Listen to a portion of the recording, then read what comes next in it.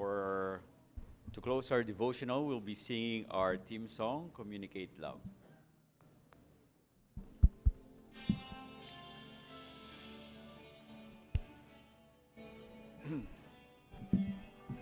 Shall we all stand?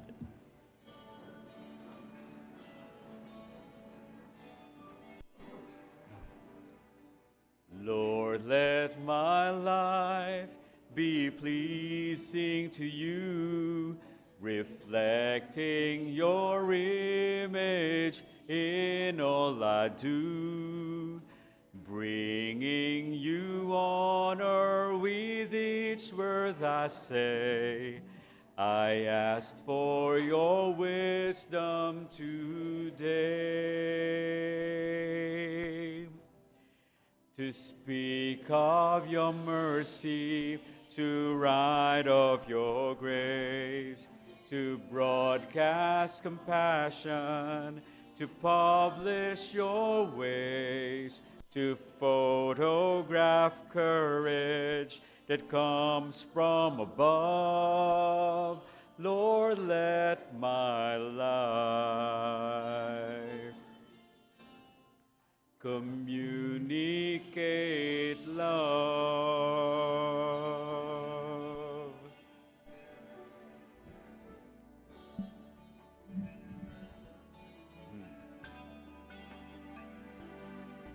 The gift of creation comes from your throne, divine inspiration from you alone. The talent inside me is there by design. Remind me the glory's not mine. To speak of your mercy, to write of your grace, to broadcast compassion, to publish your ways, to photograph courage that comes from above. Lord, let my life communicate love.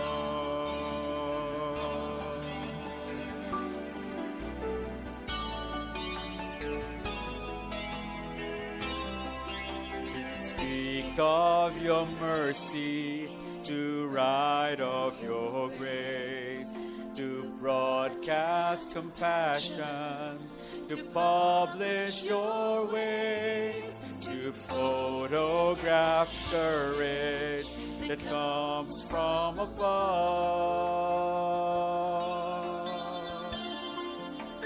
Lord, let my life communicate love, communicate love, communicate love.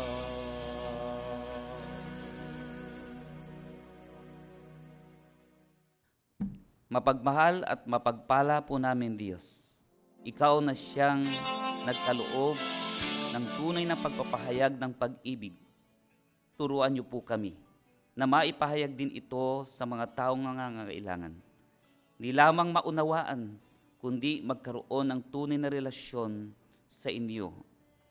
Panginoon, maraming salamat sa mabuting balita. Narito kami upang ipahayag ang mabuting balita. At ito'y kasama ang aming buhay. At kung ipagkaloob man na maipagbigay namin ang sarili naming buhay para sa inyo, para sa inyong kalulatian, para sa kapakanan ng inyong bayan, Panginoon, itinatalaga namin ang aming mga sarili. Bawat salita nawa ay buhay na patotoo para sa inyong kalulatian na makapagpapabago sa mga taong nangangailangan.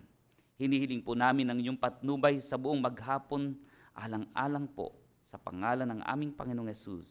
Amen.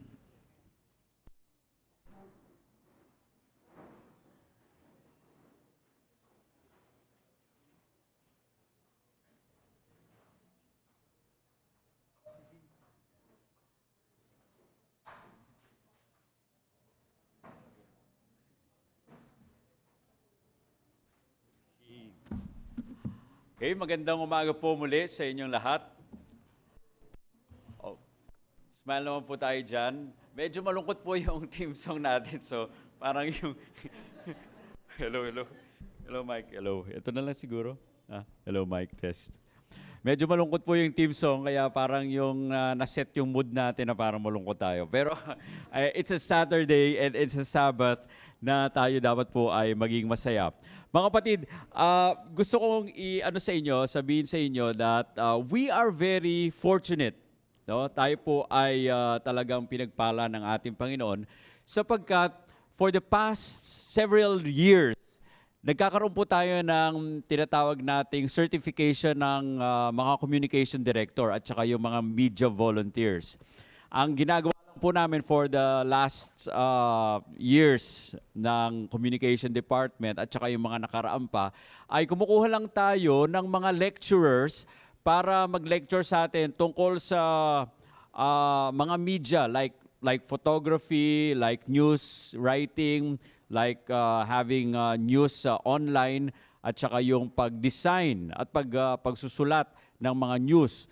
Pero ngayon, for the first time, mga kapatid, ay tayo ay pinuntahan ng General Conference at yung mga officers natin ng ACT at saka yung media team natin ay pinapunta po kami doon sa Cagayan de Oro last July 31 to August 4. At doon po ay kauna-unahan ni launch ng General Conference Communication Department yung ating first ever Adventist Communication Training Module. Okay? So ito po ay binigay doon at ni-lecture ang ilan-ilan sa mga topics. At kung makikita nyo po ito, yung nandito sa harapan natin, ay gusto ko lang i-explain sa inyo, mga kapatid, na ito ay, ba't wala yung Jack? Okay. Hindi nalagay ni Jack. Actually po, dito po sa, parang mapa, no? Yung mapa, okay? Etong tinatawag na Rose Island, eto naman yung Media Land, eto yung Plannington. Hindi lang po nalagay ni Jack yung meron niyang bridge. Meron pong bridge dito yan. Yan, bridge dyan. At saka yung bridge dito. Okay? Okay, pero doon po sa program ba na meron? Wala rin. Dito po saan ko papakita dito? Yan. Eto medyo malaki. Yan, okay. Meron pong bridge, no? Now, pag sinabing, dito po kasi, may makikita rin yung, yung Rose Island po, mga kapatid, ito na yung buong kasama doon sa module. Doon sa Rose Island, merong 5 topics dyan na dinidiscuss, like yung news sport, ito yung communication as a leader and a news curator. Okay? Yung sa media ham, ito communication leader as the media producer. Okay? Doon naman sa spokesborough ay communication leader as the church spokesperson. Dito naman sa communication as a crisis bureau ay communication leader as the crisis manager. And doon sa builder bridge, the communication leader as the bridge builder. So, dinidiscuss po yan dito sa module na ito. Now, doon naman sa Media Land, so pagkatapos na ma-discuss yung module doon sa Rose Island, sunod naman yung Media Land. Ano naman yung mga doon?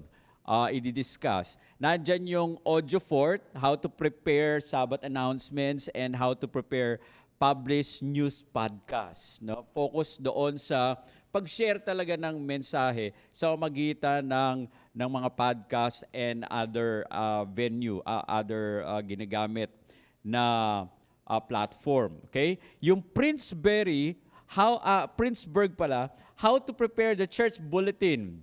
Marami sa atin nagagawa natin to, but dinidiscuss pa rin dito sa module na ito, and how to prepare church bulletin. Usually, ang mga bulletin natin ngayon ay hindi na yung nandyan sa isang lugar lang, kundi naka-online na, no? So, yun din kung paano papagandahin yung module. Now, sa visual bill ay talking about the identity guidelines ng ating church. Okay? As well as yung mga images and illustrations na pwede natin gamitin. Do you know that ang sabi sa amin, magkano yun, Pau? Magkano daw yung binabayaran ng General Conference every year? Almost $2 million ba? Every year daw po, mga kapatid, ay nagbabayad ang General Conference sa mga kailangang bayaran na rights. No? Rights, like yung mga pictures, copyrights. Pag ginamit natin yon, hindi kayo specifically ang hahabulin nung mga may-ari ng mga pictures. Pag nalaman nila at mai-connect nila na kayo ay mga Seventh-day Adventist at yung church ninyo ay gumamit noon sa inyong website, sa inyong Facebook, hindi kayo hahabulin. Ang hahabulin yung GC. Kasi yung church wala namang pambayad. No? Ang hahabulin yung General Conference. Pero ang kukunin nila na gumamit na arm ng General Conference, yung church natin. So, yun ay isa sa mga dapat nating pagtuunan ng pansin, mga kapatid. We don't just use. Mamaya ay i-discuss yan ni Jenny Rombaon, yung tungkol dun sa copyrights, mga kapatid. Okay? Now, yung visual veil naman, kasama na yun identity at saka yung how to prepare photos and illustrations and videos. And multimedia police is how to prepare church websites and social networks. No? So, yan yung na-discuss sa amin nung kami ay pumunta doon for about 3 days discussion. At yung Plannington, pupunta naman dito sa Plannington, nandiyan naman kung paano magplano ng mga events at saka mga pwede nating gawin sa ating pong mga churches. How to organize a communication event and how to plan your department. Okay? So, napakaganda po nung lecture na to. This is almost a 3-day lecture. Now, since tayo po ay fellowship ngayon, we have decided to choose 3 topics na i-discuss for the whole day. Hindi naman kasi natin pwedeng i-discuss lahat nung nandito sa ano natin. And we are still planning, hindi pa kami po binigyan ng rights na to reprint this module. But hindi naman siguro matatapos ang taon na ito, and we'll be printing this, and we'll be planning also to go to different areas. Siguro ipapag-merge natin yung areas 1 to 4. Magkakaroon tayo ng seminar for this. Yung 5 and 6 or 7, another seminar, and 8 and 10 ay another seminar. So, ngayon po ay bird's eye view lang ang makikita natin. So, makikita nyo po yung programs natin ngayon, yung program natin, no? Ang speaker natin is Pastor Joel Sarmiento for the crisis management. Brother Vincent Matias. Ipakilala ko po sa inyo. Si Pastor Joel Sarmiento is the Communication Director for the North Philippine Union Conference. Okay? Siya po ang boss ko doon sa higher up. So siya po ang magle-lecture sa atin about the crisis management. Marami mga pagkakataon na sa ating church, we are bombarded by maraming mga questions, no? At saka may mga pagkakataon na ilalagay sa panganib yung ating iglesia, yung pangalan ng iglesia, yung church natin. So, we are the ones, the communication directors are the ones who fix this problem. So, kailangan marunong tayo na mag-handle ng crisis sa ating church. Yung sunod naman, identity guidelines, na-lecture namin to sa ilan sa mga sa mga seminars natin nung mga nakaraan, but we would like to remind and reiterate, mga kapatid, kasi hindi lahat ay nakakaalam. Like, may mga pagkakataon, mga kapatid, we are using our logo, no? Yung use ng logo natin ay mali. At saka meron na tayong ibang identity guidelines para sa mga posters at saka sa ating pong mga signages sa ating mga churches. So dapat malaman po natin yan. And kung nandito tayo mamaya, ay malaman natin yung mga guidelines, ay responsibility rin natin na sabihin doon sa mga tao na natin sa church na ganito yung guidelines. Okay? Now, may inintroduce mga kapatid yung tinatawag nating creation grid. No? Mapapansin niyo po itong poster natin dito, itong tarpaulin natin. Yan yung tinatawag na creation grid. Mapapansin niyo dito sa dulo. No? May isang ganyan. Parang invisible po yung mga linya, no? Yung mga parallel lines. Invisible yan na 7. 7 na linya na ganyan. Ibig sabihin, 6 days, 6, 1, 2, 3, 4, 5, 6. Pero yung 7, kailangan naiiba. Okay? So, yun po yung guidelines, mga kapatid. No? Mapapansin ninyo na pag nakita nyo yung ganyang design, nagsasabi na it is an Adventist design. So, yun na po ang mga gagamitin natin sa lahat. Sa mga tarpaulins natin, gagamitin natin sa mga presentations natin, sa ating PowerPoints. Mamaya ay makikita nyo yan pag lecture ni Brother Vince Matias. Okay? Sa mamaya hapon naman po mga kapatid, we will be dealing with copyright issues katulad nung binanggit ko sa inyo kung paano tayo gagamit. Okay? Now, one of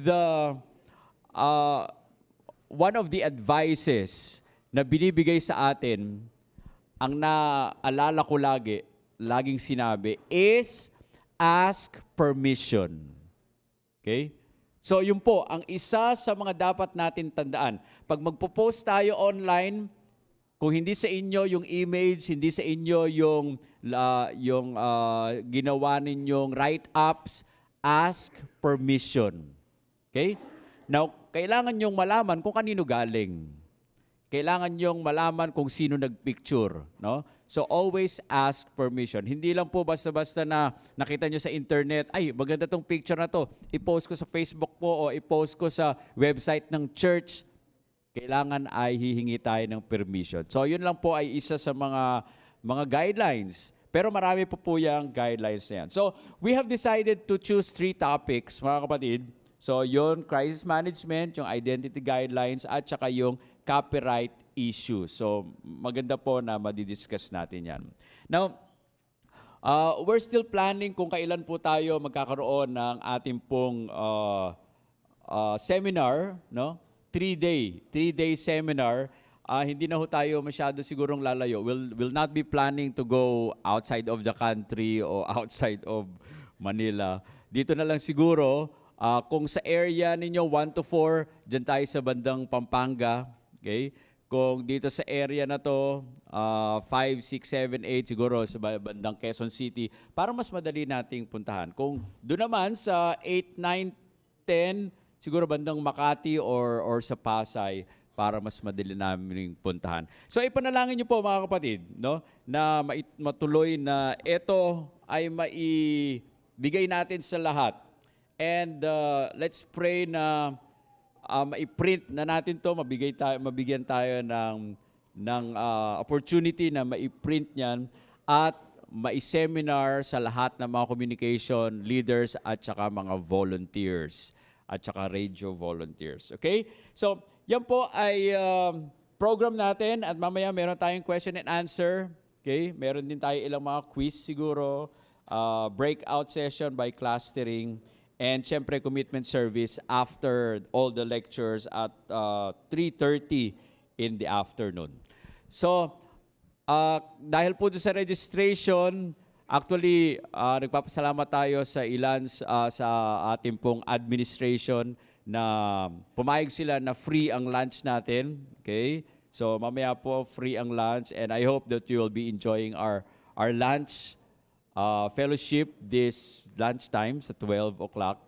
At syempre, yung t-shirt po ay optional. No? Nagbigay lang kami ng isang design. Kinuha namin ito at yung ACT at naggawa ng design.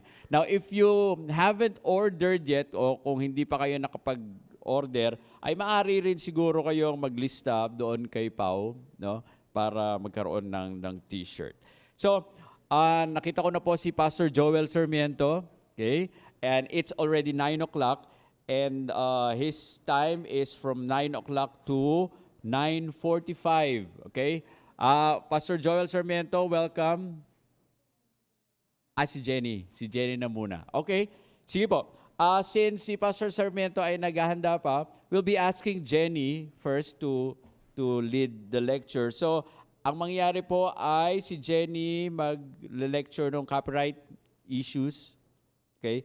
Then after which si Pastor Joel, then maybe si Vince ay mamayang hapon. Okay? So God bless po sa inyong lahat, and I hope we learn from all the lectures that we'll be hearing this morning. Let's ask Jenny to come now.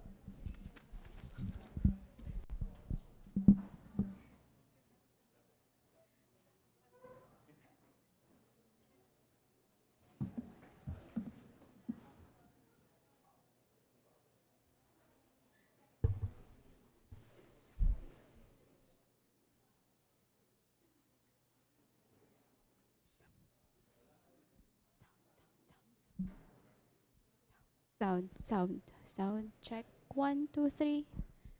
Sound check 1 2 3. Sound check. Hello po, magandang umaga po sa inyong lahat at happy Sabbath po. Praise God. So salamat po Pastor Bong. Actually po dapat mamaya pa akong hapon, pero since ganun talaga, change is inevitable.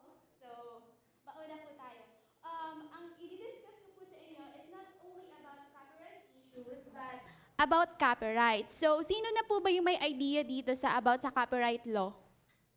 Can you raise your hands po? Oh, dalawa lang, tatlo. Only 3 people. Okay, so talagang kailangan natin itong ma-discuss. But anyway, ako po as Pastor Bong mentioned, ako po si Jenny Rombaon from Manila Center Seventh-day Adventist Church po. At ako rin po ang secretary po ng ACT Communication ng CLC. Okay. So, huwag na natin patagalin. So, let's define copyright. Copyright po is a form of protection given to authors, creators of original works. It means na kapag ikaw yung original na gumawa ng isang bagay or ng isang copyrighted materials, ikaw yung may sole ownership. You can do whatever you want dun sa ginawa mo. And also, this property right can be sold or transferred to others. So, what do we mean by that?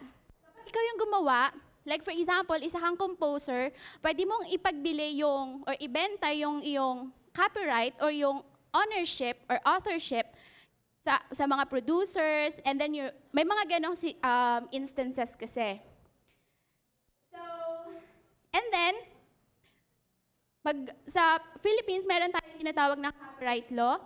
Yan po ay enshrined in the Intellectual Property Code of the Philippines, officially known as Republic Act number 80-93, and the law is partly based on the United States copyright law and the principles of the Berne Convention for the protection of literary and artistic works. So dito po sa Pilipinas, meron tayong copyright law na yan po ay nakapaloob sa intellectual property. So para magkaroon lang tayo ng idea kung ano yung intellectual property, yan po ay nakapaloob po dyan sa Intellectual Property Code of the Philippines, yung tinatawag natin trade secrets. Yung trade secrets, yan po yung nagpo-protect or protect secret information. Yun po yung sa mga company kapag may mga bago kayong invention, ano yan, under siya ng trade secrets. Meron din tayong tinatawag na trademarks. So yung trademarks naman protects yung mga brands. Like for example, Adventist, malalaman natin na may trademark or under siya ng trademark kapag yung logo meron na T, tas may circle. Napapansin nyo ba yun sa mga logo? It means yun ay copyrighted yung material na yun or under siya na intellectual property. And then yung copyrights, dito tayo mag-focus, protects works of authorship. So, mamaya i-discuss natin ano yung mga copyrighted materials. So it's just a brief information. And then yung patents, yun naman ay yung protects function or ornamental features. So yun yung mga sample dyan, yung mga swipe features, halimbawa, yung sa iPhone or Samsung, kapag yung swipe ganyan, mayroon yung mga tinatawag na patent. Okay po ba? Clear po ba tayo sa mga intellectual property yun nga, intellectual property codes. And then, ito yung tinatawag nating authorship. So once you have, ikaw yung gumawa o ikaw yung nag-invent or ikaw yung nag-compose or whatever, basta ownership mo, copyright law assures ownership which comes with several rights that the author has exclusively.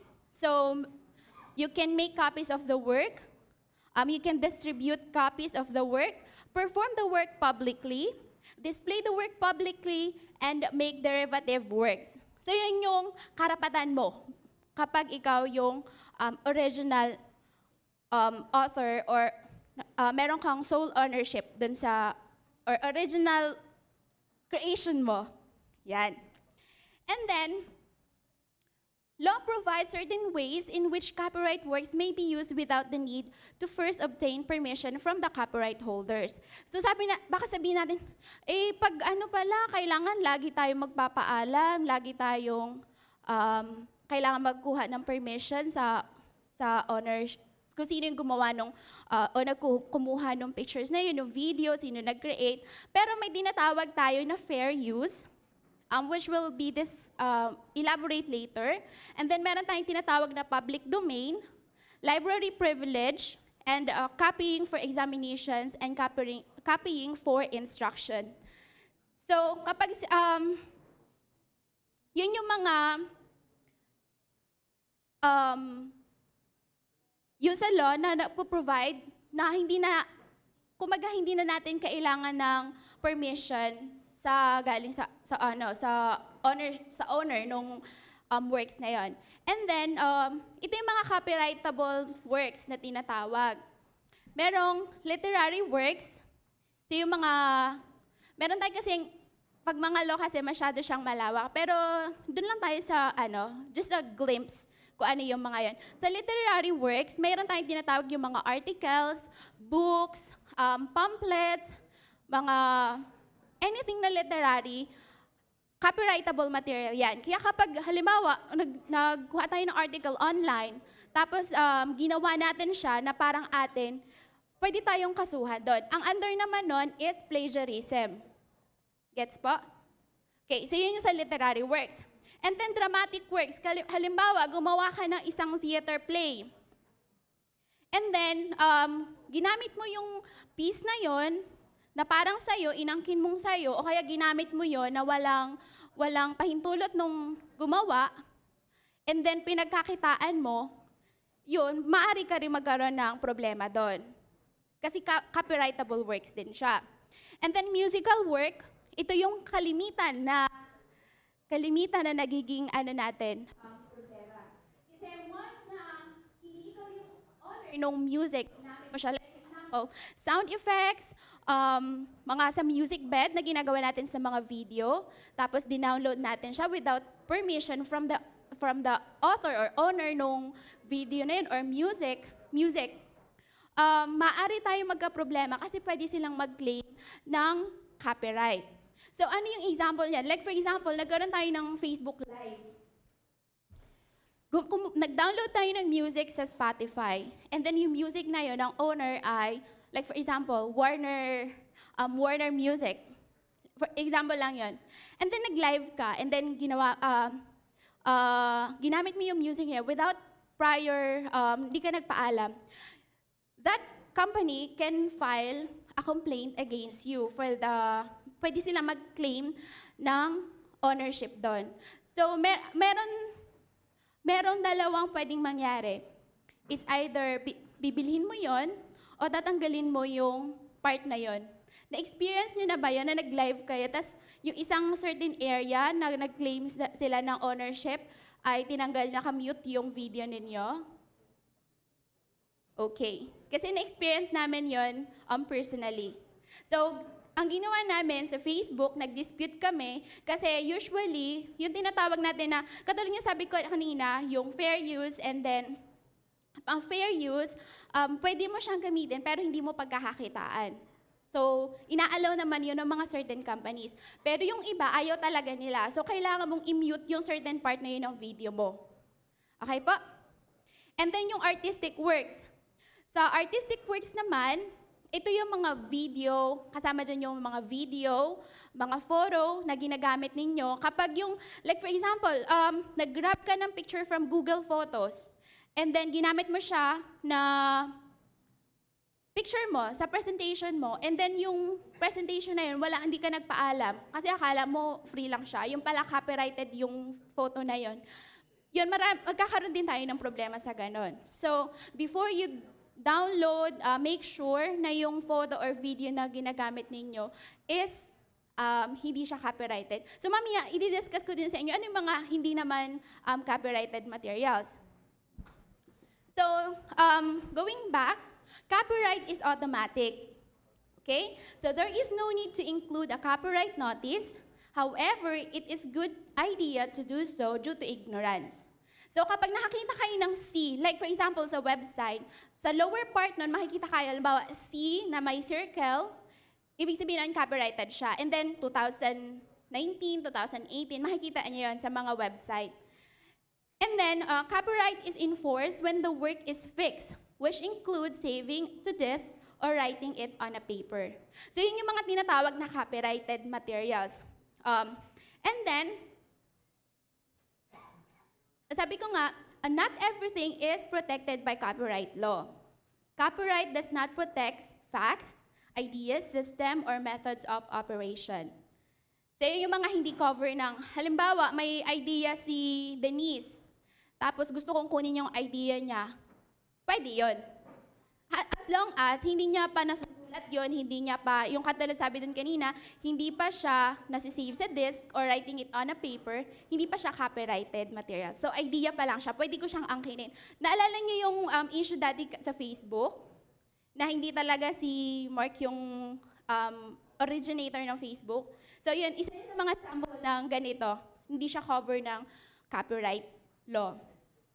And then, ito yung sinasabi ko kanina na pwede nating gamitin, under naman siya ng public domain. Yung fair use, public domain, library privilege, and then yung photocopying for education. So ito yung sinasabi ko kanina na public domain. Anything in the public domain is usable by anyone in any way that they want. No one owns it. Everything published before 1923 is in the public domain. U.S. federal works are in the music domain, public domain, and then authors can choose to put work in the public domain by including a notice that the item is in the public domain. Okay, so ano itong public domain na to? Like for example, gagamit ka ng music, si Beethoven. So during the time ni Beethoven, hindi pa siya copyrighted material. So yung Beethoven music, pwedeng gamitin siya ng anyone. But, once halimbawa ako, produce ko yung Beethoven music, akin na yon. So, pag ginamit mo yung music na produce ko, ibig sabihin, ako na yung may copyright nun. Kapag ginamit mo siya na walang paalam, pwede ako mag-claim ng copyright sa materials na yon. Gets po ba? Okay. And then, meron naman tayong tinatawag na fair use. Ito yung sinasabi ko din kanina. Use of materials for criticism, comment, news reporting, teaching, scholarship, and research. Limitations apply. These include consideration of the purpose, nature, amount of substantiality, and the effect of the use on potential value of work.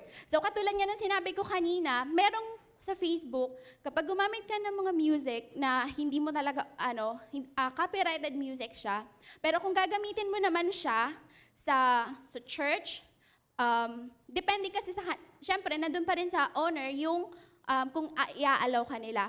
Pero ito yung mga pwede nating magamit. Halimbawa, nag-report ka, tapos gumamit ka ng isang video, just for the sake of reporting, okay lang yon. Pero kailangan nating i-consider pa rin kung ano yung magiging effect nung paggamit mo nung copyrighted material na yon. Okay pa po ba tayo? Okay. So, going back. So, what are the examples of copyright infringement? So, paano naman ako, Sister Jen, makakapag-commit nung mga copyright infringement na tinatawag na yan? Ano ba yung mga yan? So, ito po yung mga example. Sabi dyan, download movies and music without payment appropriate for use. Pwede kang makasuhan ng copyright infringement. Okay? Recording of films at the theater. So, sa Pilipinas, meron po tayong OMB, Optical Media Board, na kapag meron pong film fest, sila po yung mga nagbabantay sa sinahan para po hindi natin, yung mga pirated materials na tinatawag. And then use of other photographs for a blog without permission. So yan. And then, copy of the software without giving the appropriate credit. So like for example sa video, for education purposes or for just the sake of community empowerment or development, pwede po tayong gumamit ng video, like for example sa YouTube, basta bibigyan mo siya ng appropriate credit. At syempre, magpapaalam din po kayo dun sa owner ng video. Pwede kayo mag-grab, basta bibigyan nyo po ng appropriate credit yung owner. And then, create videos with unlicensed music clips. Ito po yung sinasabi ko kanina na kapag nag-download po kayo ng music na copyrighted siya, maaari po kayo mag-commit ng copyright infringement. And then, copy books, blogs, or podcasts without permission. Okay? So, the question is, what is in it for me as part of communication department? So, anong magiging ko dyan? Alam niyo po ba mga kapatid na kaya po tayo nagkakaroon ng mga ganitong fellowship, seminars, conventions for the awareness of everyone within the SDA community. So, bilang mga communication leaders, ito po yung responsibility natin na ipaalam sa ating mga constituents, sa ating mga church members, para hindi po sila makapag-commit ng copyright infringement. Alam niyo po ba, the General Conference of the Seventh-day Adventist Communication Department is paying $100,000 every year due to copyright infringement. So it's more or less 5 million pesos in a year because of copyright infringement. So yan, para po, diba, yung 5 million is marami na pong magagawa yan sa ministry natin. So para po matulungan natin ang iglesia na ipalaganap itong information dissemination about sa copyright para po maiwasan natin itong copyright infringement. So now it's your responsibility para ipaalam sa inyong mga church members, lalo na sa mga communication leaders ng inyong iglesia, para hindi maiwasan po natin ito. And then, syempre sabi ko kanina, pwede tayo mag-download ng mga music, ng mga free naman siya ng copyright. Pero there are some concepts that you need to know before downloading free music. So, mayroon tayong mga tinatawag na royalty-free music. So, this is primarily refers to a type of music license that allows buyer to pay the corresponding license only once and use the music for as long as desired in a single final product or video. So yun, may tinatawag tayong royalty music. Kasi may kapag nag-download tayo ng music, meron dalawang copyright doon. Yung composer at yung nag-produce ng video. So may mga music na yung royalty free. Halimbawa, ako composer ako. Tapos ang nag-produce ay Viva Music, like for example.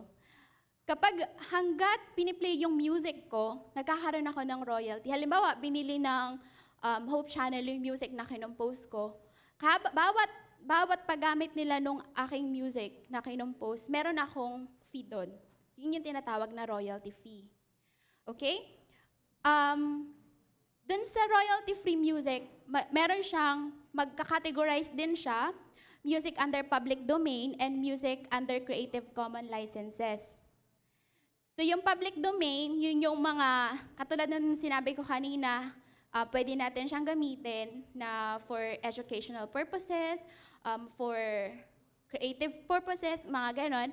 And then yung music under Creative Commons license, ito naman yung, may tinatawag kasi tayong common license na good for, din siya, for public consumption. And then, naghanap din ako ng mga royalty-free music na website na pwede kayong mag-download. So, sa online, may makikita nyo rin yan. Pwede tayo makakuha ng mga free music sa bensound.com, shutterstocks.com, soundcloud.com, audionautics.com. And then, as I have mentioned kanina, mga royalty-free music, for one-time use lang siya usually kapag nagbayad ka. So, hindi mo babayaran yun yung royalty, pero may babayaran ka one time, pero for certain period lang siya. Ngayon, kung gusto mo, like for example, gusto mong i-monetize yung iyong website or yung video, like sa YouTube, sa Facebook, gusto mo siyang i-monetize at gusto mo pang matagalan, meron din ako nakita na isang site, yung epidemicsound.com, yung service that most famous YouTubers and big channels use. So ito yung mga dito naman sila, nagkakaroon sila ng membership fee na tinatawag, and then unlimited download na yon, and then free na yon. So yan po.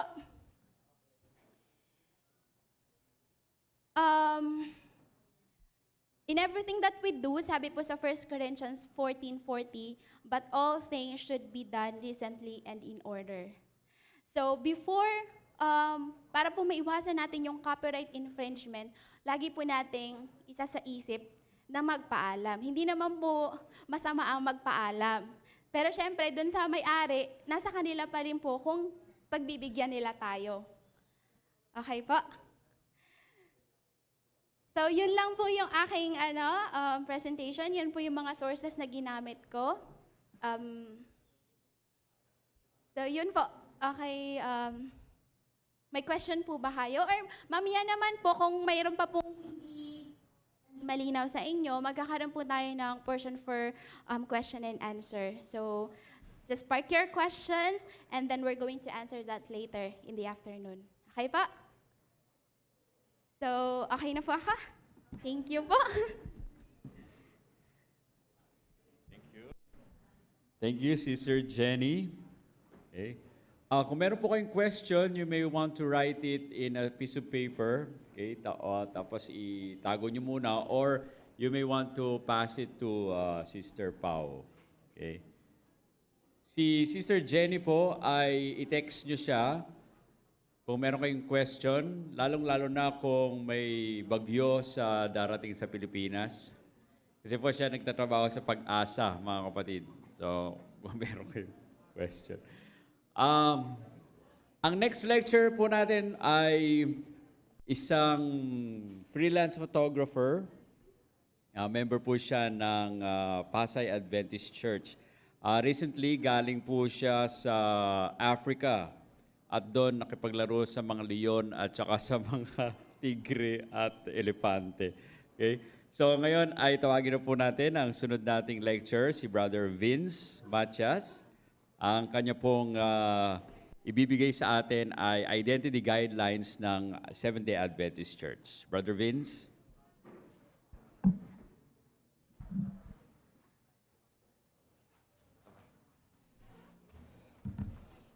Set this up first.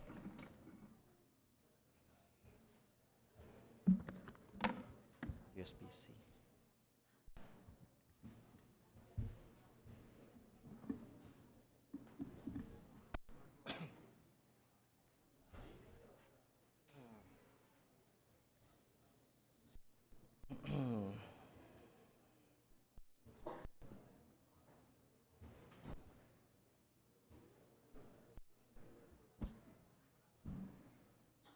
Wala.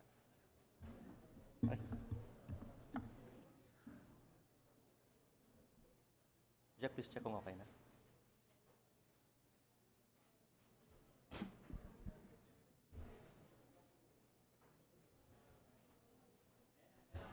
Okay. Hello, mic test.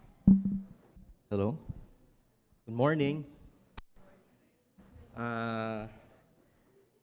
Nakakatuwa po.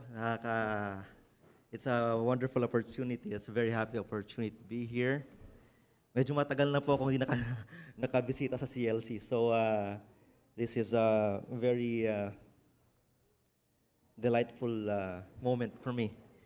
Happy Sabbath once again, CLC communicators Ang assignment ko ay ang i-present sa inyo ang proper usage ng visual identity guidelines ng ating simbahan, the Seventh-day Adventist Church, which was developed by our very own communications department over there at the GC. Okay, so first things first. The question we have to ask is, what is the importance of visual identity in this day and age? In this world where there are so many brands already, all right? When you look around, advertisements in various platforms, whatever media it is, print, internet, television, radio, wherever you look, there are so many brands right now of various entities. What is the importance of having a powerful visual identity? It is very important for us to have this visual identity whatever platform it is, kasi this visual identity presents in graphic form who you are, what you believe, what you stand for, and what is your message. Okay?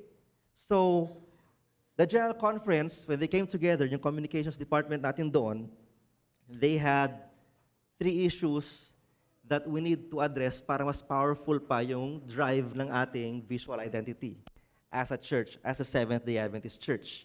Okay, first, how can we use typefaces, colors, patterns, images, and layouts to let people know that what they're looking at is Adventist material? Did you understand that? Paano malaman sa pamamagitan ng typefaces, meaning mga fonts, mga letters, colors, patterns, images, layouts, na tinitignan nilang material ay galing sa Seventh-day Adventist Church? That is the first issue that they had to address. Second, how can we set up a system that supports an ever-increasing number of formats, mediums, and materials? Paano tayo makakapag-develop ng sistema ng visual identity na babagay sa lahat ng platform na available, whether print ba yan, social media, it should look well kapag pati sa smartphones, sa tablets, sa computer, large format prints, huge advertisements outside, outdoors, babagay pa rin. And then, the third one is, ito yung pinaka-importante sa lahat, how can we create a system that is flexible enough to accommodate our diversity, not just here in the Philippines, but also worldwide. Kasi, even if we are one church and we believe in the same doctrines, we are a diverse group of people. You understand that? Okay? So, let's look first at what we used to have. Okay? Ito, yung dating logo ng Seventh-day Adventist Church. It still has if you already are familiar with this, I'm sure you all are, andyan pa rin yung elements na it speaks of who we are and what we believe in and also our message. Okay? Take a look closely at the colors. Andyan yung gold, sa flame, which stands for the Holy Spirit, and the 3 angels' message. Tapos yung green sa baba, sa Bible, and then the font. Take a look at it closely. Kasi may mga changes na in-apply para mas bagayan sa objectives ng ating communications department. Okay, so here's one dilemma also that they needed to address. We have too many logos already. Sobrang dami. And it is hard to see the cohesion of all our departments, all our ministries together. Kasi kapag tanungin, ano ba yung logos? For example, sa pinaka-upper left, you see the Adventist Youth logo. And then, ano yung katabi niya sa right niya? Alam niyo ba kung ano yan? Yung blue? Adventist Health Department. And then women's ministries, ang dami, chop suey na actually. It is so hard to distinguish na, galing sa Seventh-day Adventist Church yan. Alright? So I hope you get the point. So, what they did is simplify things. We still have the same logo, the same symbols that we had from way back, since 1997 pa yung original logo, but they dismissed already yung gold and green colors. What they did was, you are free to use whatever color you want for as long as one solid flat color. It's up to you, whatever color you want to choose, basta consistent kayo sa paggamit. Did you understand? Okay. Yung katabi niya, yung sa may bilog, ang tawag dyan, ito yung logo in isolation. Alright? You will get to understand that much better as we go along. Okay. Now, here are the primary colors na recommended by the General Conference Communications Department. Pero still, ang pinaka-message nila dito is, you're free to use whatever color you want, basta one solid flat color. Hindi pwedeng pag-gradient, may mga special effects, may mga outer glow, mga drop shadow. Walang ganon. Flat color, pero isang kulay lang. Mamili na kayo kung anong gusto ninyo, basta consistent kayo. Alright? Now, here's one thing, and I'm sure you already know this. For all of you who already know, with the creation grid, if you look around, sa mga materials natin, even with the backdrop I have here, yung tarpaulin na malaki dyan, you already see the creation grid here. Even here, sa PowerPoint na ginagamit ko, naka-apply na dyan. Okay? Ano ba yung creation grid? Alright. So, yung creation grid is a layout template that we are recommended to use, which speaks of what we believe in. It is a 7-column design, the 7-column layout, where the 7th column, which we call the Sabbath column, is set apart from the rest. For all we know, the Sabbath, the 7th-day Sabbath, was set apart as holy by the Lord. And we believe in that. And so, dito sa creation grid, that's what our communications department calls it. Basta importante sa design ninyo, whatever it is, yung 7th column na iiba sa lahat. You understand that? The point here is contrast. Okay? It is set apart from the rest. Doon sa first 6 columns, you're free to do all your work of communication. Be creative. Ito yung maganda na ginawa sa atin. Feel free to do whatever you want. Be creative as possible. Paglaruin niyo yung isip ninyo and put all your communication on the first 6 columns. Well, on the 7th column, the Sabbath column, set it apart from the rest. All right? Nakikita nyo yan.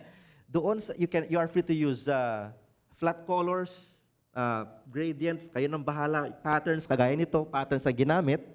Mas malakas yung sound. Ayan, okay? I see, get the point. Now, I'm going to show you samples kung paano ina-apply. Okay? Like for example here are outdoor advertising. Kita po natin kung paano ina-apply yung creation grid.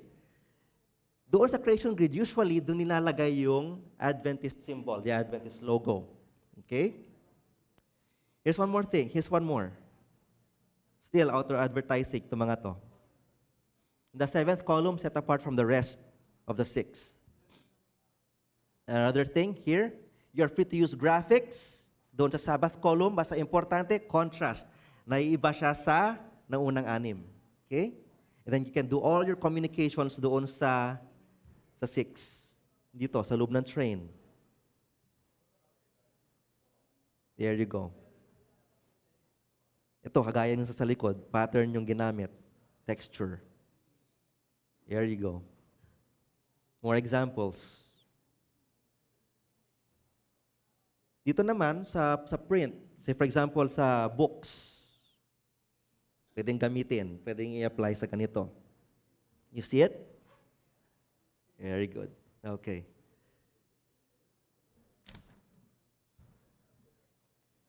Alright. More. Ito naman sa digital media. Websites, for example. Naka-adapt na rin, naka-apply na din, I should say, yung creation grid. This one, smartphones. Whether it be Instagram or your responsive website templates to be used. Also your Facebook pages, if your churches, your ministries, your departments has a Facebook page. Yung mga cover pages, you can also start applying the creation grid. Okay? Also, this is how it could look on a tablet. So for example, an iPad or an Android tablet. And then, sa mga, anong tawag dyan, yung billboard, kung saan yung, the signage, the signages of your churches, where your church is, you can also apply the creation grid. Be very creative para mas attractive pa. And also be consistent with the guidelines. Ito naman sa printed materials nyo sa church. Say for example, the third one is maybe a tithe envelope. I'm not sure. I think it's a tithe envelope. And also the business cards, the calling cards, the letterheads, the CDs. These are the things where you can start already applying the creation grid. If to share, kami sa Pasay Adventist Church, we have already adopted the creation grid with our church bulletin. This one I pulled out from our church deaconesses a while ago. We have already been using this for months already. Malait, di nyo nakikita. Pero we have already adopted this. So I think this could be the first materials you can start applying the creation grid. And of course, in accordance with the usage guidelines. Okay? All right. The third element na they are encouraging us to use is the font Advent Sans. Okay? If you look closely, di ba I showed you a while ago what we used to have before? Di ba ito yung font na ginagamit sa Adventist logo before? But now, we are asked to use Advent Sans na font. The Advent Sans na font. Yan. Ito ang itsura niya kapag kasama yung Adventist symbol.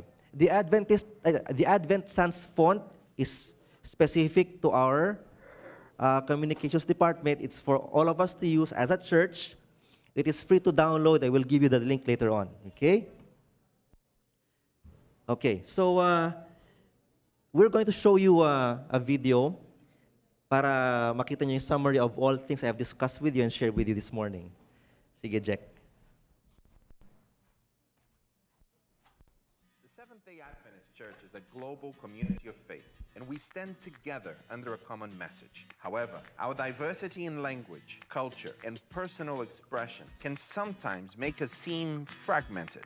How can we present ourselves in unity as Seventh-day Adventists? How can we use typefaces, colors, patterns, images, and layouts to let people know that they are looking at Adventist materials even before they see our logo? Most importantly, how can we create a system that is flexible enough to accommodate our diversity? The church symbol has been in use since 1997, and it is the most recognizable element of our existing visual identity system. It effectively encapsulates some of our most important concepts, so it remains a core component of the identity system. The symbol usually comes accompanied by text, the name of a local church or organization. Because of our global nature, it is also important to make sure that the design of our church logo works well across hundreds of different languages. To accommodate for this, we created a multi-language type system using Advent Sans, an open-source font designed specifically for the Seventh-day Adventist Church. This sleek, universal font, accompanied by a flat, single-tone symbols, provide a modern, cohesive visual identity for our church. Colors hold cultural meanings. We want to celebrate that. While in the past, specific colors were recommended for global use, now in this new variable color system, the logo can be adapted to match or complement other layout elements, provided it always remains a single solid color. Aside from ensuring that the symbol continues to appear on materials, the new system allows for a wide level of flexibility. The symbol is now free to exist in isolation, detached from the name of the church or entity. When not using the Adventist symbol within the Sabbath column or locked up with an entity name, the preferred version is the knocked-out circular version, which allows for a more graphically pleasing layout. In addition to creating a universally cohesive logo system for our church, we are introducing the Creation Grid. The Creation Grid is a reference both to the prophetic timeline as well as the creation week that culminated in the seventh-day Sabbath. This is a 7-column layout structure to be used in the majority of design projects. It intends to communicate our conviction that every Sabbath is a celebration of our hope in the renewal of everything. The first 6 columns are yours to fill with text, images, illustrations, patterns, logos, or anything else. In those 6 columns, you should do all your work of communicating information. But the 7th column, the Sabbath column, is to be set apart, to be special and different from the other 6 columns, as a reminder and visual celebration of our prophetic identity. We all celebrate the Sabbath in different ways, so how you make the Sabbath column different and special is, to an extent, up to you. The principle to keep in mind is contrast. The Sabbath column can be filled with just about any background element: a full bleed image, a texture, pattern, illustration, bold colors, a gradient, or even white space, as long as it is beautiful and fills the entire column. Aside from full background elements, the 7th column should never include identifying marks or text of any kind, with the exception of the Adventist symbol. From billboards and print campaigns to books and pamphlets or even digital application, this new system of design will encourage individual creativity while keeping a cohesive look and prevent visual fragmentation of our identity. The ultimate goal of this visual identity guideline system is to help people know we are all Seventh-day Adventists. We are all different, but all excited about the beauty that is soon to come. The Seventh-day Adventist Church All right. is a global community of faith. Thank you. So, and we did you see stand the together summary under a common message. of the usage However, guidelines our of why we diversity are in asked to language, use culture, the and personal new visual expression can identity elements sometimes of our make us church. seem fragmented. And How so, can we present ourselves in unity who as among you Seventh-day guys Adventists? here, How can we use typefaces, when colors? doing your layouts, use Adobe Photoshop? Hands up, please. Photoshop. Hindi lang? Really? GIMP? All right. Okay, good. I have Photoshop. Okay, so for those Photoshop users, I'm going to share with you my quick technique para madaling hatiin yung columns ng isang design, ng isang layout. All right? For those who don't know yet. Kasi one of the challenges na tinatanong sa akin is, paano hatiin equally na mabilisan yung into 7 columns ang isang design, ang isang layout, ang isang canvas, I should say. So here's what I do in Photoshop. Okay? So open this. Paano ko pagkasyahin dito? Buo ba siya dyan sa screen dyan? Ah, man. It's okay. All right.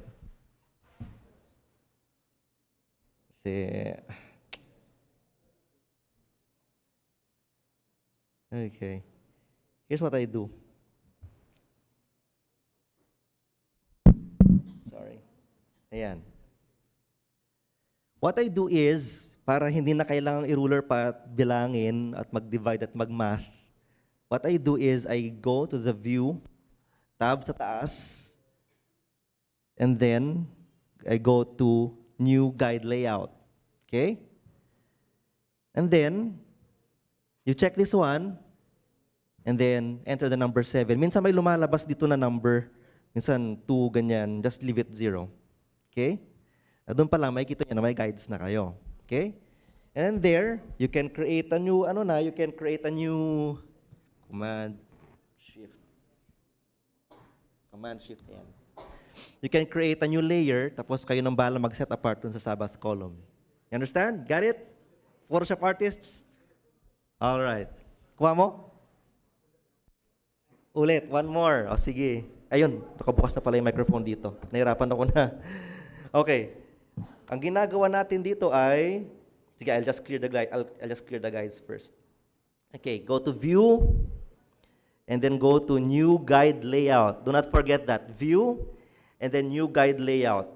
When you go to New Guide Layout, ito yung lalabas. Make sure you check this. Okay? And then enter dito sa number of columns, 7. Kasi we need 7 columns. Okay? And then just leave the gutter dito, 0. Okay? and then click OK, and then you'll see all the guides. Okay? And then you can create na your own, you can create na your creation grid and set this apart. And then, like I discussed earlier, dun sa first 6, kayo nang bahala kung anong design nyo. Be very creative, be very playful as to what designs you want to use. Alright? So, ang gagawin natin ngayon, meron daw tayong quiz. Okay, si Pao daw ang facilitate ng ating quiz. Okay. Ako ba? Kaming dalawa. Oh, I forgot to discuss something pala. Let me share with you. Nakabukas pa yung laptop ko? Okay. Sorry, I closed this. I forgot to discuss something with you guys. Importante to para sa quiz. Listen closely. Okay. I will go back and create yung creation grid. Okay? So, ulit, view, new guide layout, 7. Okay. I'll create a new layer over here. Kuwari yan. Okay. Speaking of usage ng yung pag-apply ng Adventist logo dito sa layouts, di ko na-share yung Jack. Sorry, nalimutan ko. Yung paggamit ng logo. Okay. Let's open the symbol over here. And then let's get the white one. White. Okay. Yung pag-apply ng logo, hirap dito. Okay. Ay, sorry. Ay.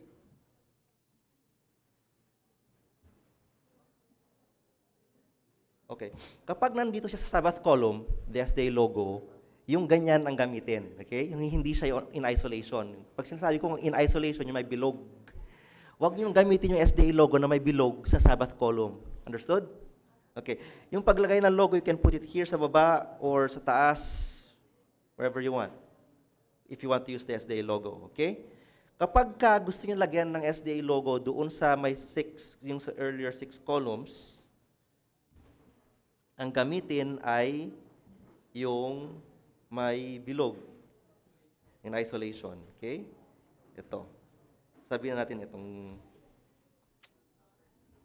yes.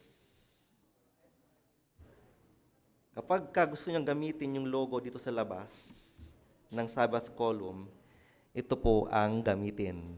Okay? Clear? Okay, we can start with our quiz now. All right.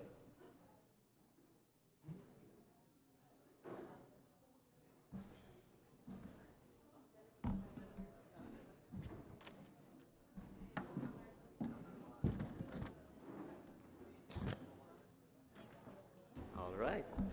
Hello po. Hello, sound check. Sound check.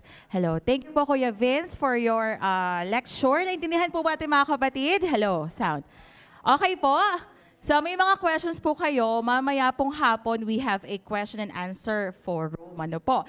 Pero syempre, in every lecture, ma-measure natin kung naintindihan nyo po ba, kahit ngayon pa lamang po, may question tayo and learning na rin po. So I will be calling from our roster 10 names or 10 delegates. At pag tinawag po yung name niyo, punta po kayo dito. Okay?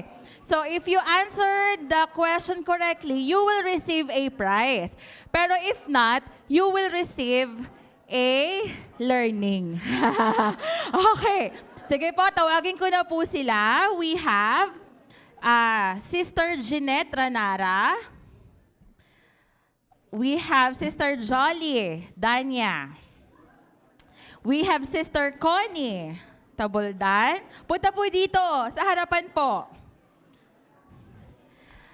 Shulamith Sevilla.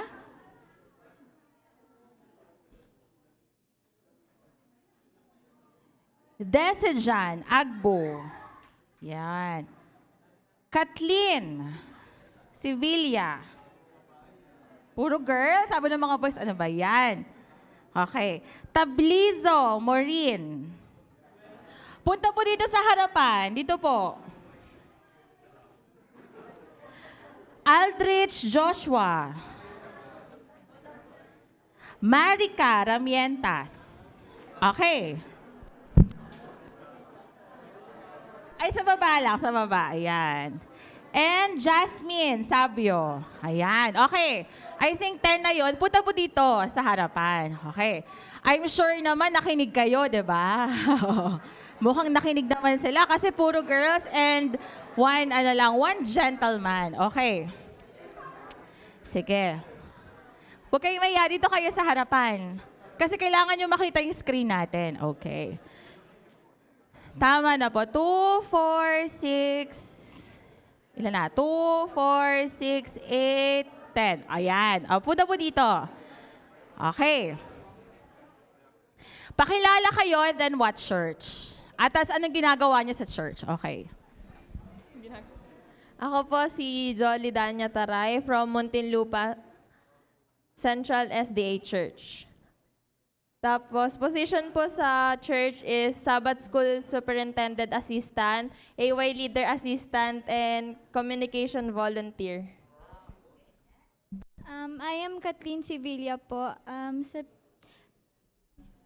PCC Parañaque Central Church.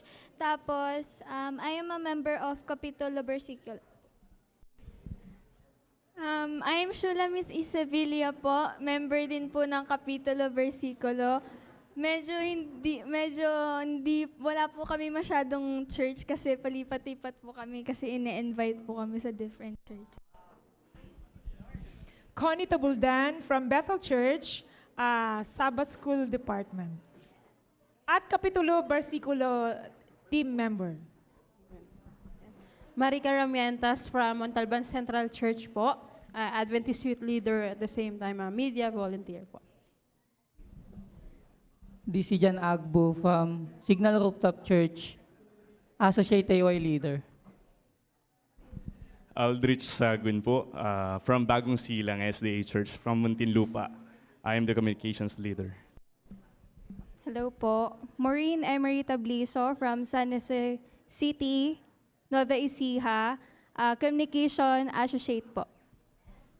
Pisabat, in behalf of my wife, tinawag yung name ng wife ko, William Ranara, from, wala po kasi siya, no? From Providence Church, Communication Leader. I'm Hasmin Sabio from Mandaluyong Church, Communication Leader. Okay, hello. Yan, thank you very much po. Sige, Brother William, pakibigay na sa kanya. So, halos lahat tayo dito ay we are volunteers, hindi po ba? Meron tayo mga positions, iba po wala. But ang pinakamahalaga po doon, we are all volunteers of God. Amen? We are all co-workers. So now, dahil po nakinig na kayo, sabi ko nga doon. So, dito po sa ating congregation, huwag niyo po sabihin yung sagot, okay? So, makisama po kayo. Yan. So, we will start from Sister Hasmin, pag ganon. Okay. So, we will be showing different layout and you have to tell if it's correct or wrong. Correct or incorrect. So, please, everyone, please cooperate with us and do not tell the answer. Okay? So, this will be very fast. You just have to tell if it's correct or incorrect. Fast po Fast. Like 3 seconds. Okay. Ready na po? Ready? Okay, we will start with Sister Jasmine. Number 1, go. Correct or incorrect? Microphone. Correct. Next, number 2. Correct. Wait lang, wala pa. No. Correct or incorrect? Incorrect. Incorrect. Next, number 3. Correct or incorrect? Incorrect. Sure? Sure. Sure. Okay, next, number 4. Correct or incorrect? Incorrect. Incorrect. Next. Okay, number 5. Correct or incorrect? Correct. Incorrect or correct? Incorrect. Incorrect. Next. Correct or incorrect? Correct. Are you sure correct? Incorrect. Incorrect? Okay, incorrect. Next. Correct or incorrect? Correct. Are you sure? Correct or incorrect? Correct daw. Correct. Okay. Correct siya. Okay, next. Next. Correct or incorrect? Correct. Correct or incorrect? Incorrect po. Incorrect. Okay, next. Correct or incorrect? Incorrect. Sure ka? Correct or incorrect? But correct or incorrect? Correct po. Correct. Correct. Okay, last. Correct or incorrect? Correct.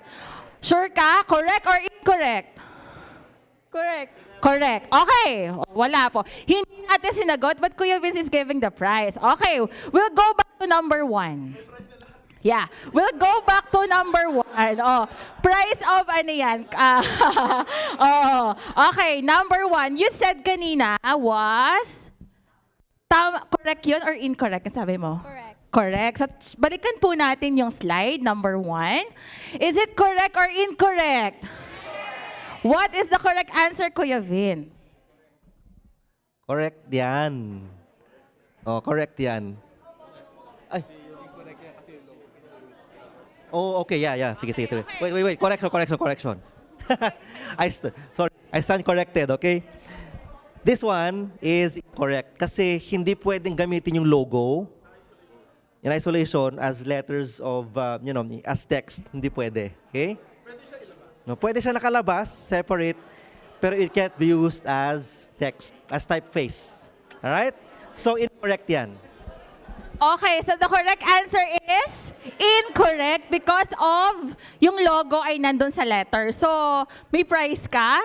Binigyan ka, okay na rin yun. Sige, thank you so much. Next, Brother William, you told us this is number Incorrect. 2. Incorrect. Because it should be in the 7th column. Yes? Tama.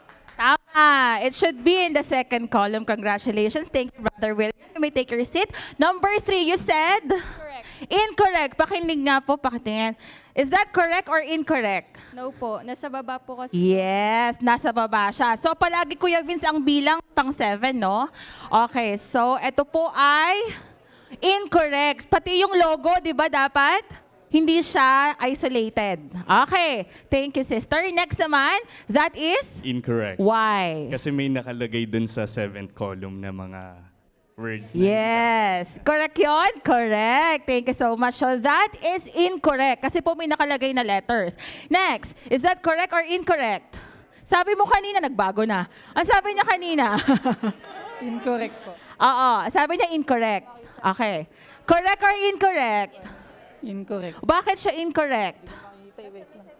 Oo. Kasi nga naman, teka, maliit kasi. Nakasulat na ano, Ano? sa logo. Ano? Dapat po logo lang yung... Yon, dapat logo lang, walang any characters. Oh, thank you sa support system. Yon. Thank you. Congratulations, brother. Next naman, Sister Marica, you said correct or incorrect? Incorrect po. Incorrect. Why incorrect?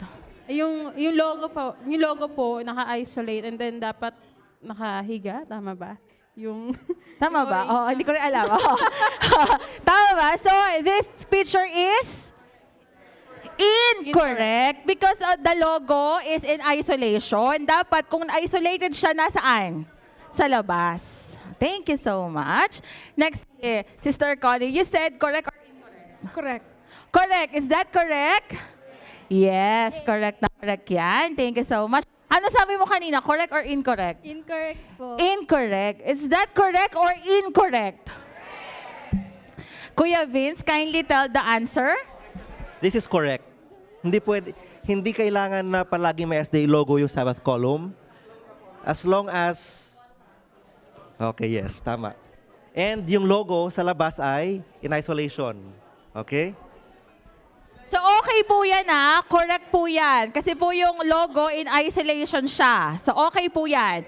Next, you told us a while ago that is correct or incorrect? Correct po. Correct. Kasi po yung doon po sa loob. Doon sa loob. Eh, yung labas. Joke.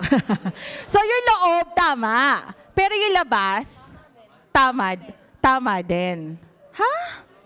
Okay, tama. Ha? Sige, thank you. Teka lang ha, baka malito sila. Hindi, ano to? Template. Oh, Yan, medyo ano na tayo, di ba? Critical na tayo eh. Mali, mali. Oo, template yun ng PowerPoint. Yan. Okay, thank you, sis, ah. And last Ang sagot ko is... po is correct. Correct. Correct ba yan? Is it correct? Correct or incorrect? Correct. The correct answer is...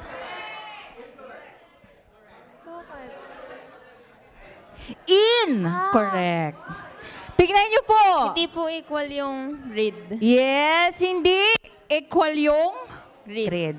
So, doon pa lang po, no, dapat pala meron kami pang measure palagi. Oo, pang ruler lagi.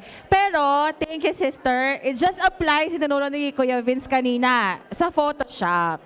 Okay, so mukhang nag-enjoy naman kayo at mukhang natuto rin kayo. So later this afternoon, if you have any other questions, you may approach our lecturers in the afternoon po, after our third lecture. So thank you very much.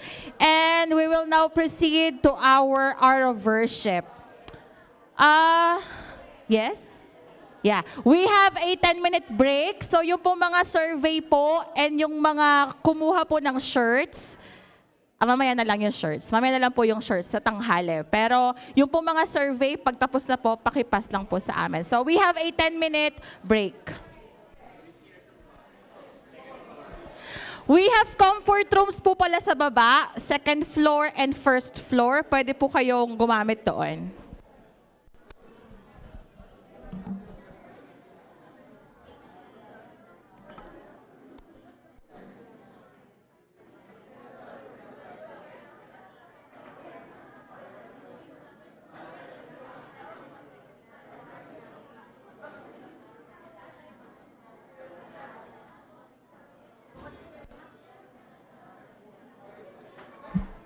Hello po.